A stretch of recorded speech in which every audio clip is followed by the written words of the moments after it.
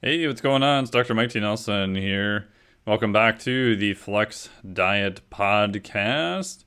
And today is just a solo cast with yours truly, Nerdy. And I'm doing a report from the Society for Neurosports Conference that I was at in person here in Florida and just finished up literally just 2 days ago here. So I wanted to give you some super nerdy rundown on the latest and greatest in neuroscience and exercise phys, how those two fields overlap. And yeah, so the normal sponsor is the Flex Diet certification. If you want more information on how to increase your nutrition and recovery, everything from protein to micronutrition to fasting, keto, sleep, and more in a complete system, especially if you're a trainer or coach. This allows you to apply it directly to your clients. Go to flexdiet.com, FLEXDIET.com. There'll be a way to get on the wait list there. As of this recording, the next time it'll be open will be around mid-April of 2021. And if you're on the newsletter, you'll get something cool that you probably won't get otherwise. So get on the newsletter, go to flexdiet.com, FLEXDIET.com. So Neurosports 2021 just went down here in Florida. This is the first time I've actually been to a conference that was live and not virtual over Skype within almost over a year. So about a year ago this time, we were just getting back from my buddy Dr. Ben House's place in Costa Rica to find everything was shut down. We got to the Houston airport and you could literally find tumbleweeds rolling through there at like 3 p.m. on a Friday, which that's kind of the first point it hit to me. It was like, ooh, something's going on. Because in Costa Rica, we had just, heard different news reports and different things, but to have been traveling a lot for the previous 3 years and been through a lot of airports, I had never in my entire life seen an airport that empty, much less an international large airport at 3 p.m. on a Friday. So, yeah, so this past year has been interesting. Had much more time at home. Previous to that, I looked to see what was the longest stretch of time I was home for the previous 3 years, and it was 3.5 weeks. So, so quite different. All that to say, it was super cool to go to a conference in person. Shout out to everyone who made the conference happen. They did an amazing job with it. It went really well. So big thanks to Dr. Jamie Tartar for all of her work. She did a great job emceeing it. Julius Thomas did an awesome job with asking questions, and I think he did a lot of the virtual in-person rooms, which I didn't get to see because I was there in person, but the virtual rooms I heard went over really well. And also my buddy Eric Bustillo for his help, all the AV help, everyone who made it possible. So big thank you to them. And the little caveat with this is I took almost 9 pages of notes. I'm not going to subject you to every little thing that I wrote down, so that would probably take forever. But I wanted to give you some of the highlights. I did a 10-minute highlight here for Iron Radio recently, so you may have heard a couple of these items on there. The caveat is, whenever possible, I've tried to give credit to the researchers, but inevitably, because a lot of times when they're presenting, they had only a short period of time, I won't have all the explicit breakdown of the exact study group and what were the stats and all that kind of stuff. So if you want that, and there'll be a way that you can probably research it online, but I'll try to at least get the main points across to you. And the nice part about going to these conferences and having researchers in the field present is that some of this material hasn't even really been published yet. It may only be a poster or maybe some data that they just got approved. So yeah, so that's super interesting and allows you to get really cutting edge information. So if you want to know what is on the bleeding edge in terms of research, going to actual conferences and seeing the live presentations there allows you to get information that you may not have been able to get otherwise in time. So without that, one of the big overviews of the conference was the effect of aerobic exercise on cognition and just having a better brain. That's something I've kind of dived into a little bit more the past 4 years. I've done more aerobic testing based on the course that I helped design for the Carrick Institute, the Carrick Human Performance course. My buddy Dr. Kenneth J. did a really good job with the strength and the cardiovascular portions of that. And I changed my whole entire online one-on-one model to use what he's recommended. You can check out his book, The Cardio Code, which is really good. Dr. Joe Clark is in that program also, so he's coming up here. He did the 4th module on the neurologic integration. I did the 3rd model for the Carrick Human Performance program, looking at HRV and more on nutrition. So cognitively, aerobic training, super important. Brain health-wise, potentially reduction in risk of Alzheimer's and other neurodegeneration diseases. The question then is, well, like how much exercise should you do? And it's sometimes harder to extrapolate from some of the rat data, but we do have human data too. The first time I really heard this talked about a lot was John Radley's book Spark, which is a little bit older now, but if you haven't read it, I would highly recommend it. He's definitely way ahead of his time when that book came out. So one of the first presenters, Dr. Wendy Suzuki, was looking at cognition and mood. And she found that in a low-fit group of humans, even just 10 minutes a day showed benefit. So very little amount. And this kind of makes sense that if you're a lower-fit individual, you probably don't need to do as much. They looked at also 2 to 3 times per week of about a 45-minute session of moderate intensity aerobic work. After about 9 weeks, this was considered kind of sort of semi-permanent. And this is by looking at structural changes in the hippocampus and the prefrontal cortex, so specific parts of the brain. So I thought that was interesting because when I run aerobic blocks for athletes, usually pretty much across the board, almost everybody reports that their overall energy, that their cognition, their ability to pay attention, to stay on task, all of those go up. And I will generally run that for 8 to 12 weeks, just depending upon where they're at. My good buddy Luke Lehman from Muscle Nerds has some great stuff on that. He calls it least mode versus beast mode. So a lot of times if you have a very low aerobic base, doing more least mode stuff can be beneficial. They did see that in some of the mechanistic research that a single session showed an increase in mood and acute cognition also. So if you want some of the benefits of that, doing aerobic exercise is very good. For all the other fellow meatheads, myself included, can we get benefits from resistance training? Her thought was the data right now is very mixed. Some of the other researchers had a similar question posed to them, and it seems like the consensus was most agreed that resistance training is probably having neurologic benefits. We know from motor development and coordination. Exactly what's going on, we don't really know. Odds are that they're different effects than aerobic training. She was saying that so far the effects are mixed with resistance training, but there really just isn't that much data. She did have a great point that if you're doing any type of exercise, this will most likely increase your quality of sleep and even sometimes your sleep ability to get to sleep. And this indirectly, be a better sleep, will also increase brain function. So I thought that was a great point. Another talk was from Dr. Joe Clark.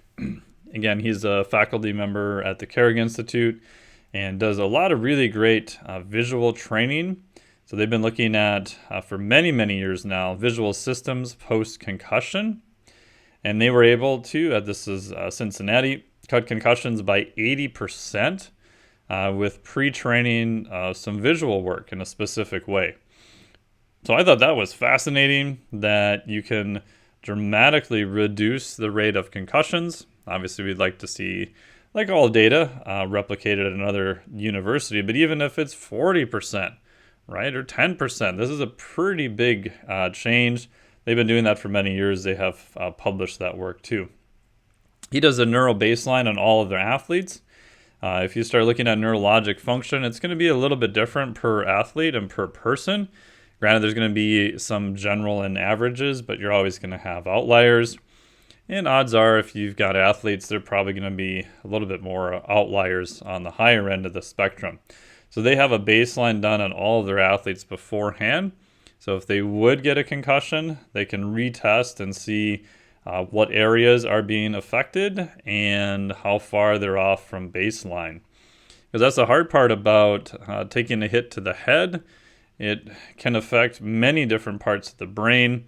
There are general areas that appear to be more susceptible, just due to most likely some of the different stresses and shear stresses.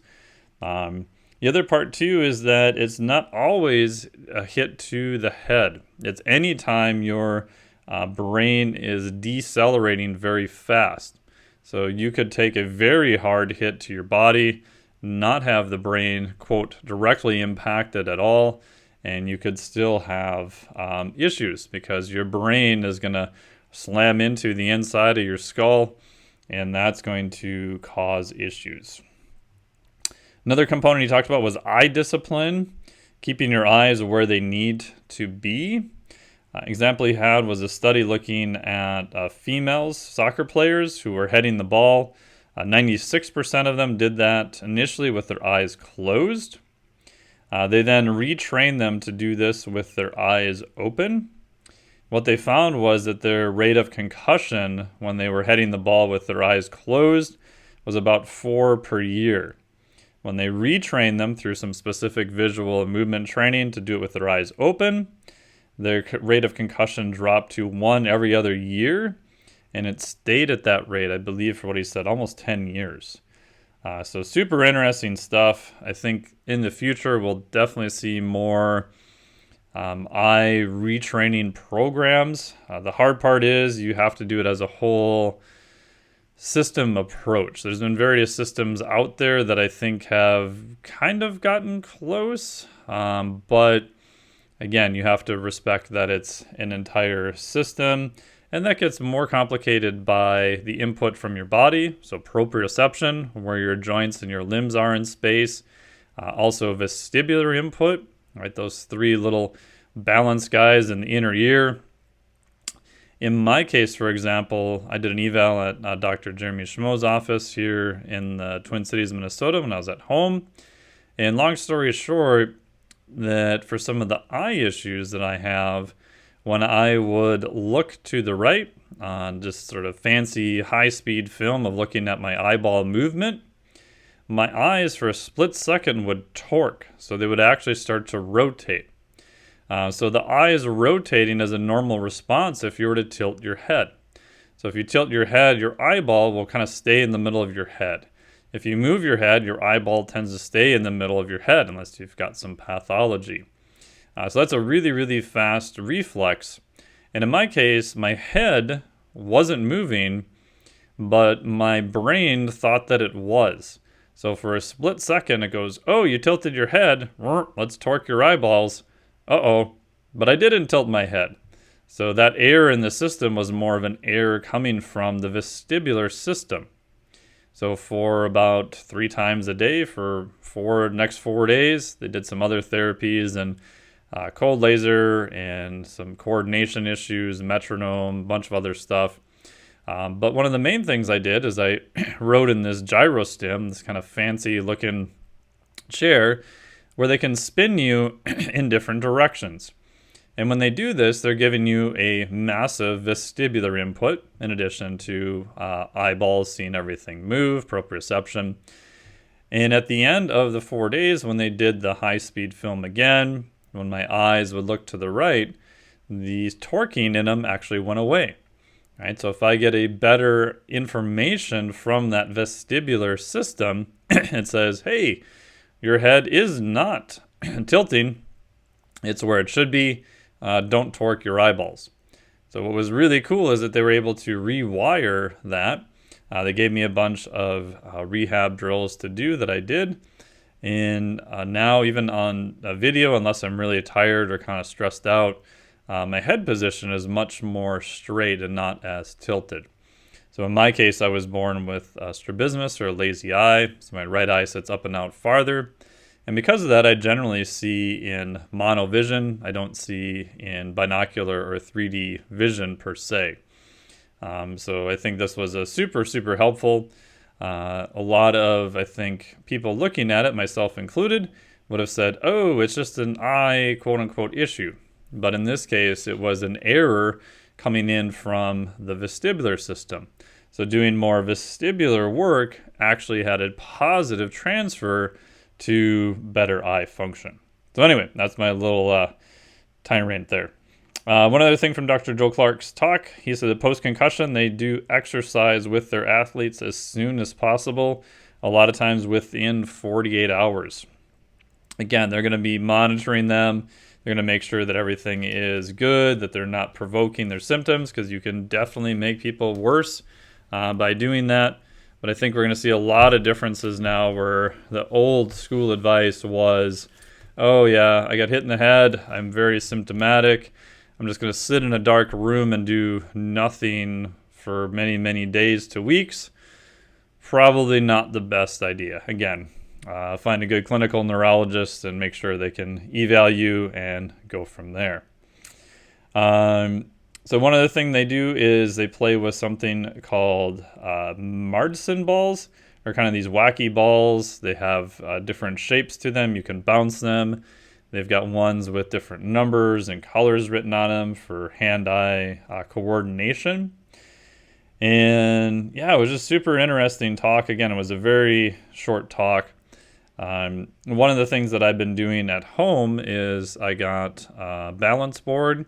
It's guaranteed. I think it's a rev board. It's more for surfing, maybe snowboarding. A little balance on snowboarding is definitely different.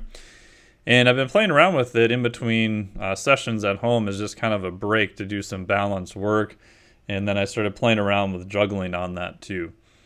There's another talk. Chris Bertram did some very interesting stuff where he was on video from Canada. He works with a lot of the top snowboard teams looking at flow and different ways of training.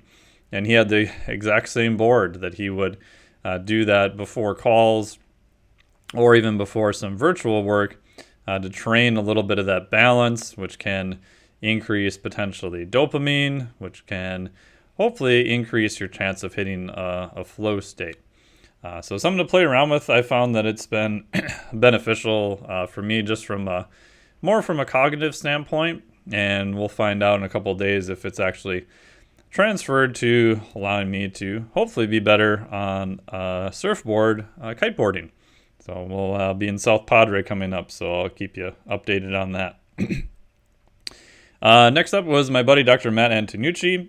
He runs the Centers of Plasticity in Orlando. Also, I know him. He's a faculty member at the Carrick Institute. Really, really great stuff. So he did a short overview looking at concussions and brain trauma.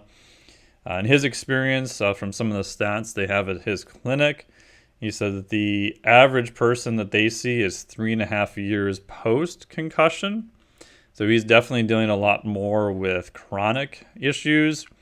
In a survey they did, their average patient has seen 22 doctors before coming to them, which to me is just crazy. 1 in every 5 16-year-olds will have a concussion at some point. The average recovery is anywhere from 1 week to 3 months, and it can be even much, much longer than that. Obviously, he said they've got cases of people that are still symptomatic many, many years later. But the 1 to 3 month, you said, is kind of the ideal time to do some type of intervention.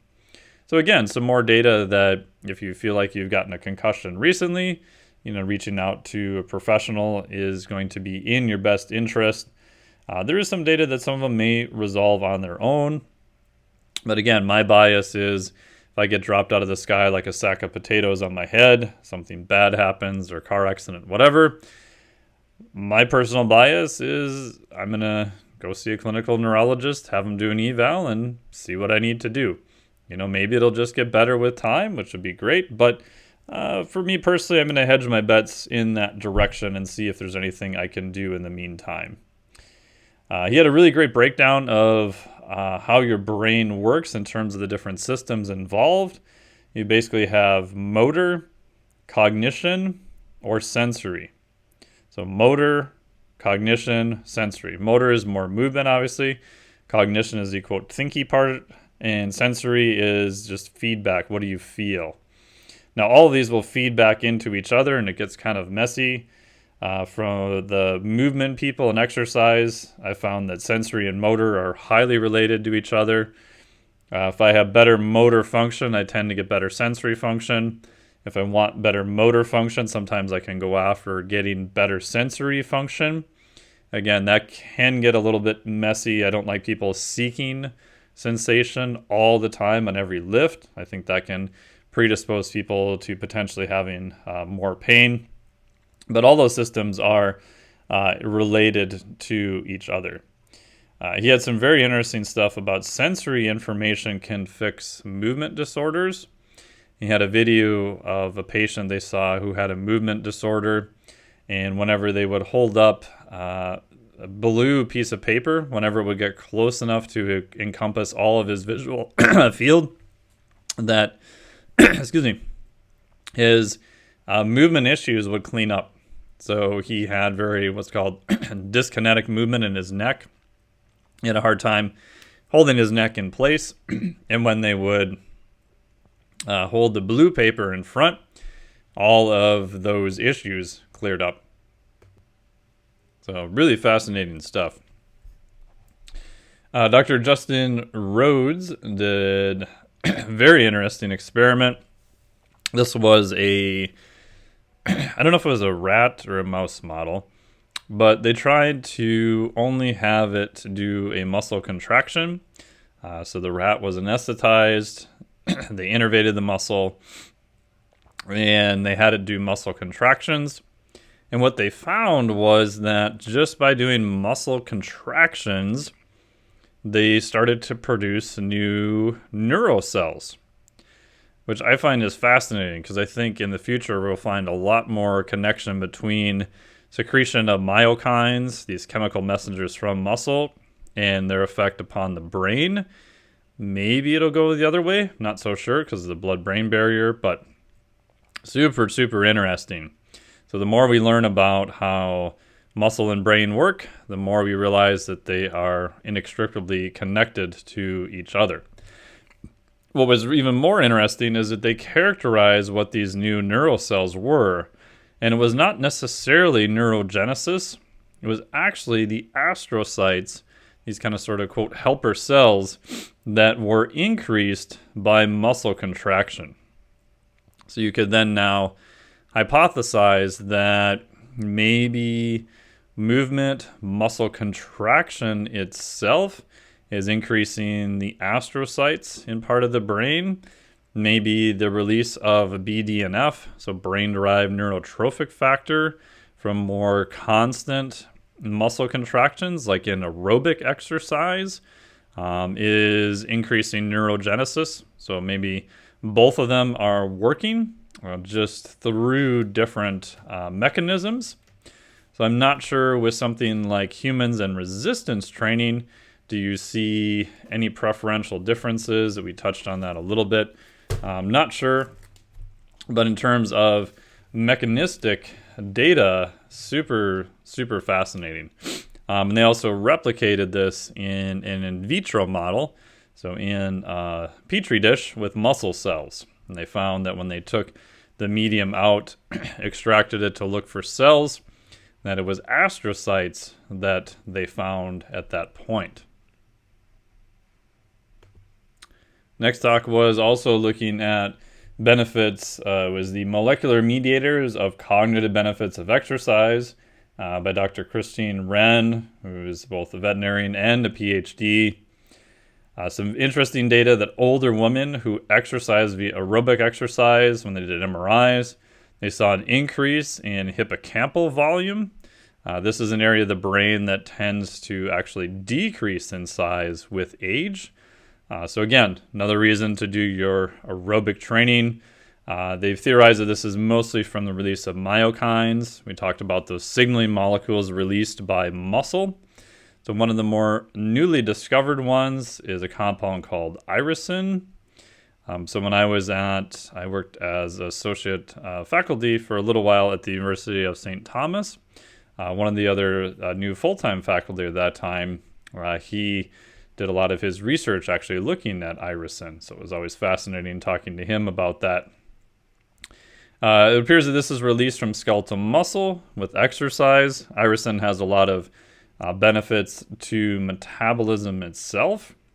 They're also looking at markers that go up in relation to irisin, so kind of precursor molecules from a pharma intervention. This might be beneficial for that. They did cite that this was mouse data, but mouse and human irisin mechanics appear to be similar. They do see some increases in PGC1 alpha. This is kind of your master regulator of some of the benefits from aerobic exercise on metabolism. Also, as we talked about, increases in BDNF. So this downstream metabolism of iris or metabolite of FNDC5, they were looking to see if it would help a mouse model of Alzheimer's.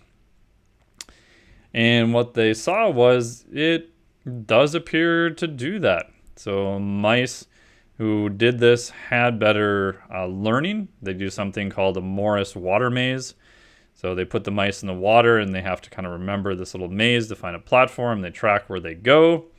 They did see better learning with that. They were using peripheral irisin in this case. Irisin does appear to cross the blood-brain barrier. Appears also to be having this benefit via anti-inflammatory effects. And what was also interesting is they did some looking at activation of AMPK. You can think of AMPK and mTOR as kind of on opposite ends of the seesaw. When you increase fasting, you do increase AMPK, right? This is sort of the energy sensor in your body. Also, when I did the physiologic flexibility course, there's some data I have in there of in humans doing exercise on depleted glycogen, increased AMPK for up to 5 days. So not only does fasting do it, exercise itself will do it. Exercise, this was higher intensity exercise combined with low glycogen levels. Now again, that is not the best for performance. But at least there's a study in humans showing that radically upgraded AMPK. They looked at a small molecule called AICAR, which is AICAR. I think it is probably available as a research peptide, but again, caveat, do whatever you want with that with your mice at home. It does increase BDNF and increase neurogenesis from a molecular standpoint. Appears to do that via muscle AMPK activation. No performance data or anything else on that, and again, this is in a mouse model. Last part they had, this is looking at male and female in humans. They did some high-intensity exercise and did this 2 times a week, and they saw an increase on memory retention after a task. So again, more exercise, that high-intensity exercise and aerobic work is good for your brain. Some really great talks on sleep and the role of the nervous system in recovery and performance. My buddy Dave Barr did a really great talk on CNS and recovery. And he had a good point that recovery is just a return to your baseline. And you want to get above baseline, right? We want to see positive adaptations. And some things that we do to increase recovery may not necessarily be the best things to do long term. right? So an example would be NSAIDs.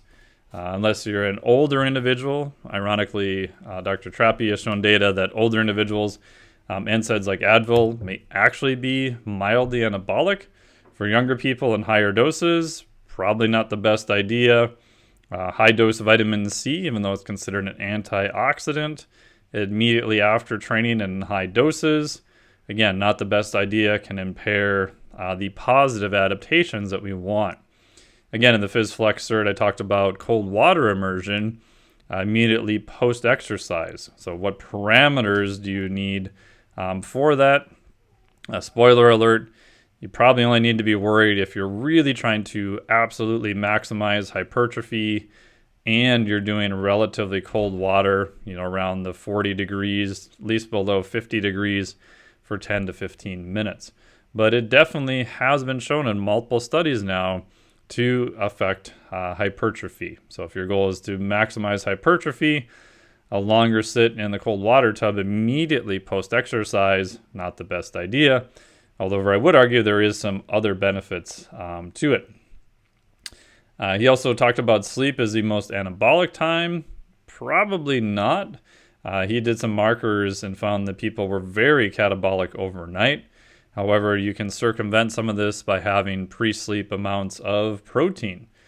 So Dr. Mike Ormsby has done some very good research on that. Luke Van Loon's lab has done some really great research on that. I talked to him at a conference. He said, yep, we have people come in, they sleep in our lab overnight. We give them protein via a nasal cannula, right? So a tube down your nose, and then we wake them up in the morning with muscle biopsies. So not so fun. Dave had some really great tips about how to increase sleep using kind of your orange glasses at night to block some of the blue light. I've been doing that for quite a while too. We call them our little mole glasses because we have a book called Mr. Mole Goes to Sleep. And I find that that's helpful. Getting sunlight exposure in your eyeballs in the morning is also super helpful too. And yeah, so Dave's got a new book coming out in spring, I believe, about how to increase arm hypertrophy. I've been fortunate enough to see the advanced copy, and it's really good. So once that comes out, we'll try to get him on the podcast. Always enjoy his stuff. Some other great stuff, briefly talking on sleep from Dr. and Major Allison Brager. One of the questions was, like, how much sleep should athletes get? And her thoughts were, she's been studying sleep research for about 15 years, probably up to even 9 hours a night, right? So some of the other researchers said average is going to be 7 to 9 hours a night. So if people are looking for a number related to sleep, that's going to be your number. I know there's some data showing that if you sleep really long, that's not the best for longevity. I'm not so sure about that. I think the data is probably real, but from what I've seen, a lot of times that's epi studies, and you could theorize that if you've got some disease process going on or you're not very healthy, because again, in general population studies, most of the people there are not super hard exercising athletes. Because of that you may need a lot more sleep.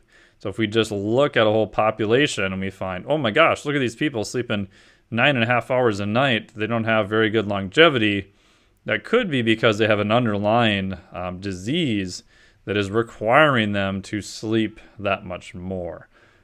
So in my experience with clients looking at sleep, aura scores, HRV, all that stuff for many years, in general, the higher quality sleep you can get and the more sleep you can get, even better.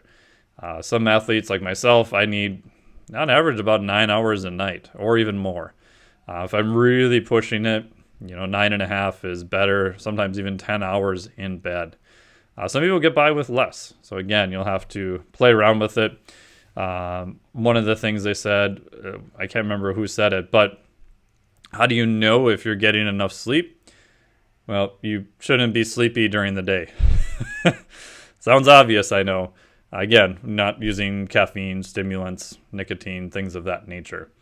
But if you feel like you're tired during the day and you're constantly tired during the day, you will need more and higher quality sleep. Again, your sleep quality may be good, you just might need more.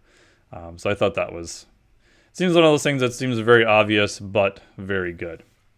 Great talk on breathing from Dr. Katie Dombrowski, and I just found my head kind of nodding along with a lot of it. She talked about how breathing is important because we have 20,000 breaths per day. If you can't exhale hard, that's going to be an issue. So when we're exhaling, right, that's more of a parasympathetic drive. If we measure your heart rate variability and we look at breathing, when you inhale, we're going to see a slight sympathetic, right, slight stress. And if you exhale, we're going to see more parasympathetic. This is in the literature called RSA, or Respiratory Sinus Arrhythmia. It's not really an arrhythmia. It's just related to how your body is monitoring all these things, that it will oscillate with breathing, which is why for a lot of the breathing and HRV stuff I'll do a first time measurement in the morning using the iThlete system. Most athletes will be seated, and with the iThlete system, it has you do what's called paced breathing. So you'll breathe in and out to this little circle that goes, in and then out. So what we're doing there is we're trying to pace your breathing so that the effect of that natural breathing doesn't affect your underlying HRV. This way we can remove breathing as one of the things, hopefully get a better idea on the rest of your underlying and background stressors. And when I publish data like on HRV in the past in journals and through experiments, I will tend to use more paced breathing for that. But yeah, she had a really great talk. Check out her stuff. Another part she had too was that breath holding can be a sympathetic stressor because you do not have that exhalation phase. And she did a really good job of explaining the role of breathing. She had an athlete that came in and talked who is qualified now for the Summer Olympics in Tokyo, and just how the breathing work with her has made like a huge difference. What I've noticed too is that I'll do some in-person, maybe some B-activated training, have them do some RPR, so reflexive performance reset drills, get their breathing better. And when their breathing is better, their HRV gets better, their sleep gets better, everything just in general gets better. So if someone says, hey, my HRV is not very good, i.e. I'm a fairly sympathetic, stressed most of the time, yeah, all those things like nutrition and is your boss yelling at you, do you hate your job, all that stuff matters. But to me, the first thing I'm going to target as a system is going to be breathing. Can we do things to make each breath that you take more efficient and less sympathetic? If we can, to me, that's probably the big leverage point in order to change it. Dr. Wong had another follow-up talk, really good, again, on breathing. Broke down a lot of the pathways, changes in heart rate variability. He found that there is a large correlation between breathing and low back pain. You could argue there's a lot of correlations between low back pain and many other things also. But hold on. It was just room service trying to kick me out of my room. So he did a great talk about looking at low back pain related to breathing, which again, lots of things are related to low back pain. Great job breaking down all the different components. So breathing, we've got mechanical things going on. We also have chemical things going on. Shameless plug, I talk about this in the PhysFlex cert again, looking at pH changes and also breathing effects. So in the course, we talk about what type of breathing should you do to maximize recovery or training effect. If you're going bonkers doing super ventilation, Wim Hof stuff all the time, that can add to your underlying stressors. So, shameless plug for that. But yeah, he did a really good talk, super interesting. And what I thought was cool is he presented a case study where they did something called capnography. This is just looking at CO2 levels in breath, and some mental imaging with a high-level athlete of a stressor, and they got to watch how her breathing changed and how CO2 levels also changed also. So very interesting stuff. He had some follow-up questions about what is the best breathing method if we want to acutely increase heart rate variability. There is some data, I know James Nestor has talked about this too. Breathing in and out at around 6 breaths per minute can be helpful. However, he had some case studies where if an athlete was doing super deep breaths, that sometimes wasn't always best. And one case study, he showed that more shallow breathing for this particular athlete was better. So my hypothesis on that is that if you have someone where their mechanics are not super great, really pushing them to do deep breathing in and out may not be the best thing unless you're really purposely trying to do a sympathetic Wim Hof type style. So just play around with it. A lot of times you can tell by how you feel. So if you're really forcing deep breaths in and out at a low rate and you don't feel very good, maybe not the best. You can get fancy and play around with some live heart rate or potentially live HRV and get an idea with that too.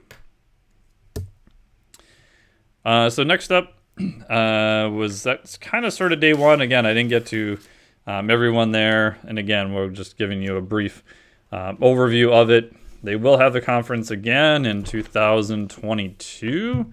So I would highly recommend that you check that out. Starting off day 2 is my good buddy Camille. He was virtual, so he was not able to make it there in person. He was talking about applied neuroscience, the making of a corporate athlete.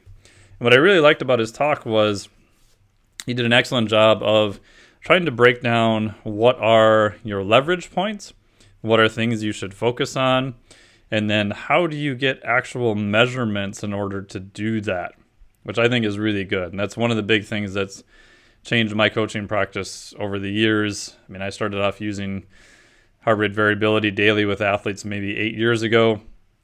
But what I found is that by presenting them with data on their own physiology, that increases their awareness, and then we can have a discussion about what we want to do with that. He presented some really cool data from something called an enchanted wave. And I'll try to put a link in the notes here. I don't have any disclosures with them. And it's looking at EEG by a single point and getting some hopefully more accurate sleep data. So it's a relatively new company. I know he's a big fan of it. And that may be a way to get more detailed sleep data. There's a poster there that presented on it also that had some very interesting data. So if you're a nerd like me and you remember the old Zeo devices back from, 2011 now maybe, where they used accelerometer and EEG, you had this headband you had to wear around your head and a single electrode in the middle. My wife told me it looked sexy, but I think she was lying to me. But anyway, so that may be something to look at if you're trying to get more ideas on sleep. Good talk from Dr. Gibson about NFL concussions. And unfortunately, there's not a lot of standardized measurements for concussions. So if you get into kind of the legal realm, it gets kind of messy pretty fast. So again, I think it was a good counterpoint to some of the stuff that Dr. Joe Clark and Dr. Matt Antonucci did. Granted, I think you're looking at two entirely different populations too. And if there is a lot of money to potentially be made, unfortunately the U.S. is a very, we like to sue each other country. I'm sure that will come up. Again, a lot more talk on sleep again.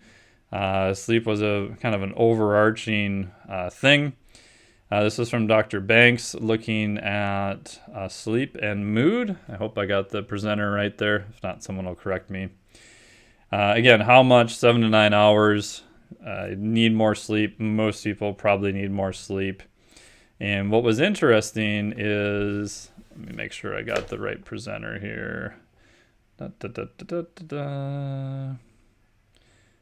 I'll make a note in the correction if I did. It might have been Dr. Jennifer Goldschmied. But either one of them, both of them had really great talks. And one of them was saying that if you wake up 1 to 2 times a night and you're awake for around 15 minutes, congrats, you're perfectly normal. Which was funny because after I heard this talk, literally the next night, I woke up at 2 in the morning and could not get back to sleep. I finally got back to sleep after 20 minutes, and I'm like, oh, I guess this is normal.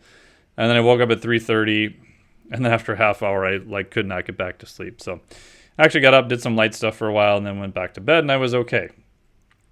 She had a really great point that if you feel refreshed the next day and you feel good, assuming you're not using tons of caffeine, and your sleep was relatively fractured, you're probably okay. Now, I know some people would argue with that, but from a clinical pathology standpoint, again, you're probably going to be good. She said if you fall asleep, the second your head hits the pillow and you never wake up and you don't remember anything, you are probably chronically sleep deprived. And I've seen that on aura data. If someone is always reporting that their sleep onset, so the second they hit the pillow and boom, they're out within 2 minutes, that's a key for me when I'm looking at their metrics on a weekly review, that they're probably sleep deprived. She's like, if you never wake up at all ever, that's what we call a coma. So not so good. Yeah, she said a question she had about is napping, can that improve mood?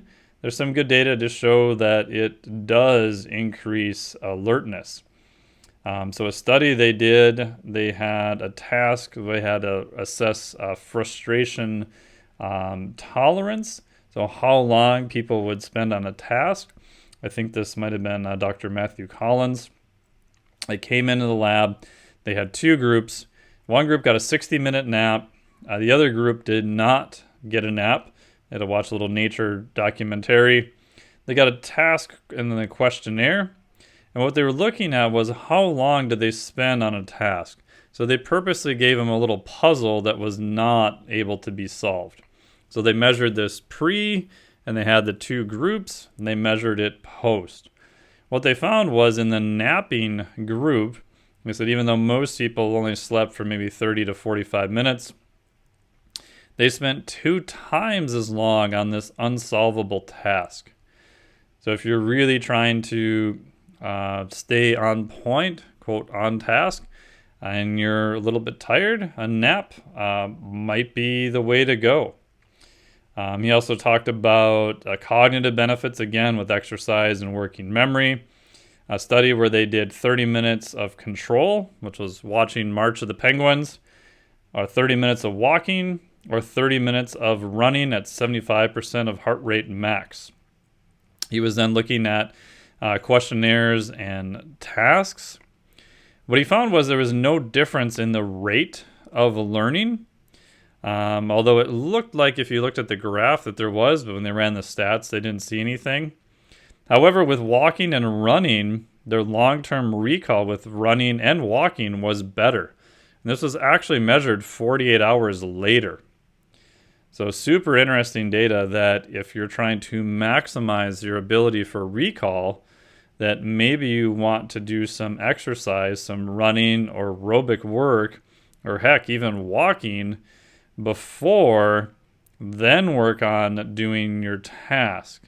According to this study, again done in humans, that this was way better than watching March of the Penguins. Again, more data showing aerobic stuff, beneficial, but some cool implications for timing. So what I'll do if I have some continuing ed stuff that I'm working on, especially if it's harder stuff or harder studies, different things I'm trying to memorize just for my own knowledge or for a talk, I'll do my aerobic training in the morning, go for a walk, and then immediately after, I'll actually work on that task. Now, again, I wasn't familiar with his research before, but what I found was it just appeared to work better from a focus standpoint, and maybe there's some very cool data related to recall ability also. Again, there's some other great talks I won't spend too much time going into here. Dr. Jose Antonio was the lead chair for an afternoon of talks about sports supplements, looking at everything from energy drinks,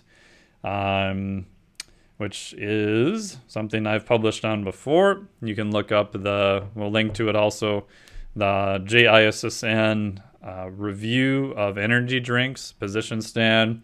And then we also have the brand new, as of a couple months ago, new updated position stand on caffeine. So I was the third author on that one, which I'm so happy that it's out because that took about 3.5 years. I won't bore you with all the details, but putting together these position stands is not an easy task, especially on something like caffeine where there's literally thousands of studies.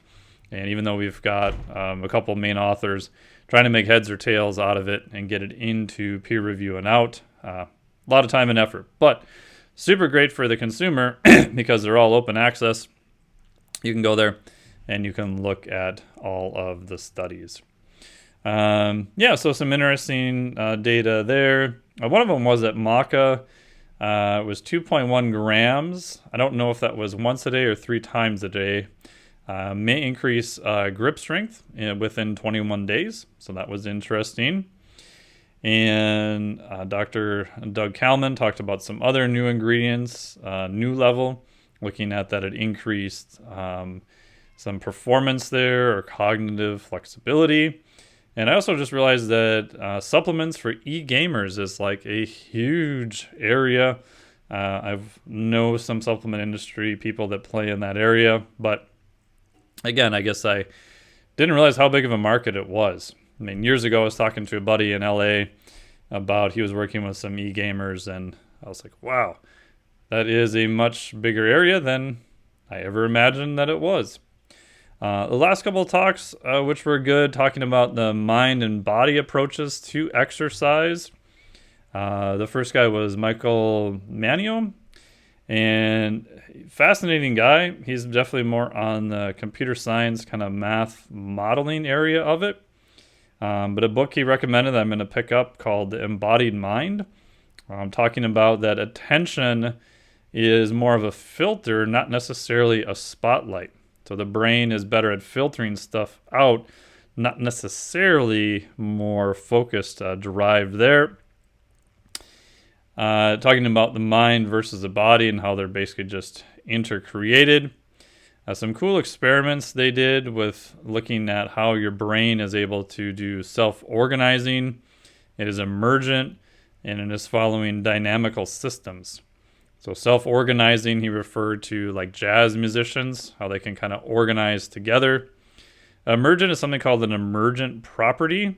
If you've ever seen flocks of birds fly, that's considered an emergent property, where they're actually all just going off of local rules of how close to maybe fly next to the next bird. And if you put all these together, you get a complex system or an emergent thing that happens. And then, of course, dynamical systems, right? Nothing's really, really static. Things are always moving in place. It's a great talk. One of those ones I wish I need to go back and watch again. He was talking about flow as actually an embodied state and some of the different flow triggers. One of the big ones was deep embodiment. He gave the example of people doing slackline, how they felt like they were much more present with the slackline itself, that kind of deep embodiment as a trigger for a flow state. And one of the other ones was Dr. Chris Bertram I talked about. Again, he's also looking at flow, works with the high-level athletes in Vancouver. He had a cool term. What I like is that he said he left the, quote, formal academic area, now works in the living lab. So I thought that was really good. One thing out of his talk that was super interesting was they took musicians, jazz musicians, and put them in an MRI. And when they were doing more improvisational jazz, and again, I'm not sure exactly how they did this, that they saw big changes in their default mode network, that it actually went down. And when they were doing more rehearsed type things, completely different signatures in the brain. And I thought that was like really fascinating. Our default mode network is kind of something that's always running, quote unquote, in the background. So initially they kind of found this by putting people in an MRI and said, okay, we need a control phase. So just go in the MRI. We're not going to show you any pictures. We're not trying to trigger your amygdala or anything like that. just hang out and do whatever. And people are probably hanging out in there, daydreaming, whatever. And they see changes to this part of the brain, which turns out to be the default mode network. This is also some of the studies like Dr. Roger Carhart-Harris has done, looking at the effects of psychedelics, LSD, on the brain. They've given people different compounds, psychedelics, and actually MRI image their brain, and they see very big changes in this default mode network. So really fascinating stuff. He also had a good point of that we need to learn to self-regulate our brain as an output. And his tip I had mentioned too about doing some vestibular sort of challenge balance activation can engage the vestibular system, and that can upregulate the release of dopamine. Dopamine is one of those hormones, neurohormones that's needed for a flow state. Right? And dopamine is more related to drive, I guess. You can look up Dr. Andrew Huberman's stuff on dopamine. It's really, really good. I'm actually finishing the book called Dopamine, I think the Molecule of More. I'll probably link to that in the show notes too. But super fascinating. So overall, really great conference. Again, really enjoyed it. Obviously, I'm a big fan of the neuroscience and exercise and the overlap. So it was great to go to a conference that had really great presenters, awesome place. And again, even just the conversations you have with the presenters and with all the other attendees there was good.